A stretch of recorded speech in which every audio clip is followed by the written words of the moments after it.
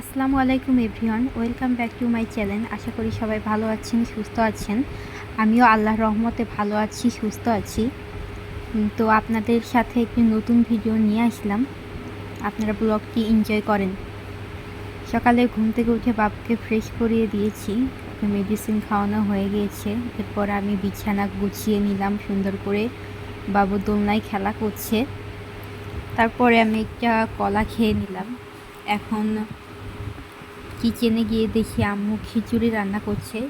আজকে বাইরে প্রচুর বৃষ্টি পড়তেছে, তাই আম্মু আগে থেকে রান্না করা গরুর মাংস দিয়ে খিচুড়ি রান্না করছে।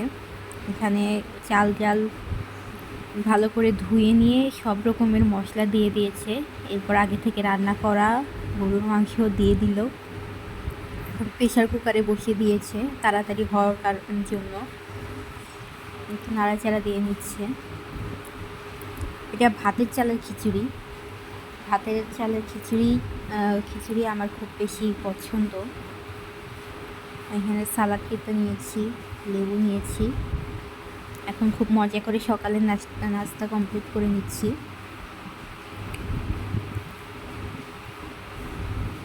বাহিরে খুবই বৃষ্টি পড়ছে। আজকে আপনাদের সাথে আমি 2 দিনের ব্লগ শেয়ার করতে যাচ্ছি, যেহেতু একদিনে খুব বেশি ভিডিও করা হয়নি, তাই 2 দিনের ব্লগ একসাথে শেয়ার করছি।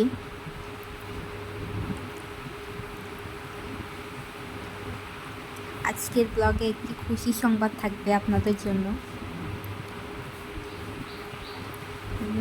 সকালবেলার নাস্তা করে নিয়ে বাবুকে গোসল করিয়ে দিয়েছি, তারপর ওকে ঘুম পাড়িয়ে দিয়েছি। এদিকে আম্মু দুপুরে রান্না করছে, এখানে শাক ভাজি করে নিচ্ছে।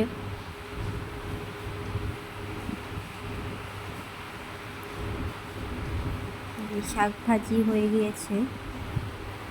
আজকে রান্নায় ছিল মাছের মাথা দিয়ে মুগের ডাল,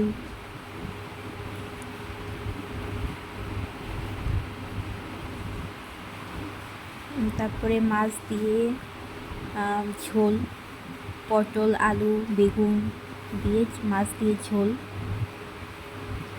ডিমের দো পেঁয়াজা আর মাছ ভুনা ছিল দুপুরের খাবারে।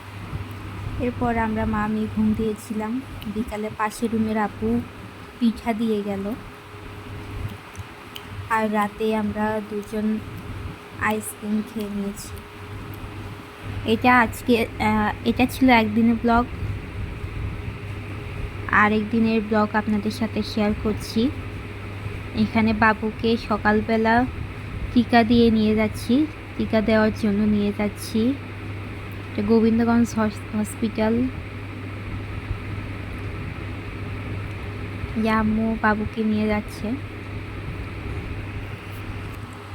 লিফটে উঠলাম, 3 তলায় যেতে হবে।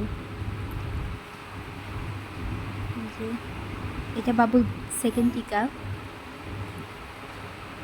বাবুকে টিকা দেওয়ার সময় মনে হচ্ছিল বাবুকে না দিয়ে যদি টিকাটা আমায় দেওয়া হতো তাহলে ভালো হতো। সে খুব কান্নাকাটি করছিল।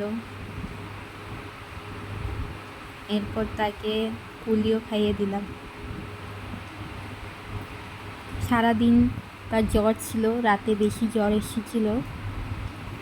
বাবুকে টিকা দেওয়া হয়ে গেলে আমরা বাসায় যাওয়ার পথে আমাদের নতুন অতিথিকে দেখে যাব।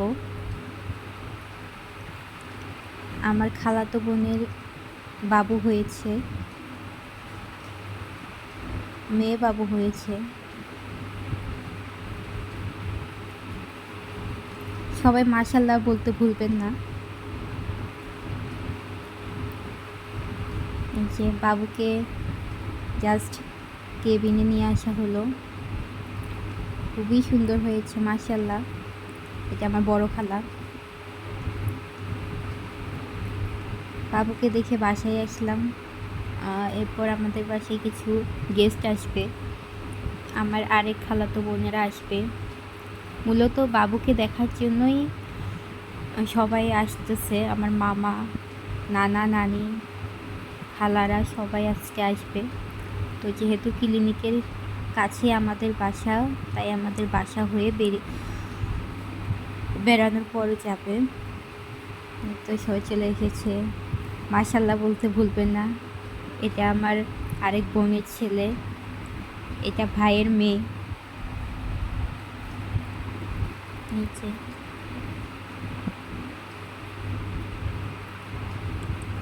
আমার ভাইয়ের 2 মেয়ে, এটা বড় আর একটা ছোট, আর এটা বোনের ছেলে। সবাই মাশাল্লাহ বলতে ভুলবেন না। আজকের ব্লগ এই পর্যন্তই ছিল। সবাই দোয়া করবেন। আল্লাহ হাফেজ।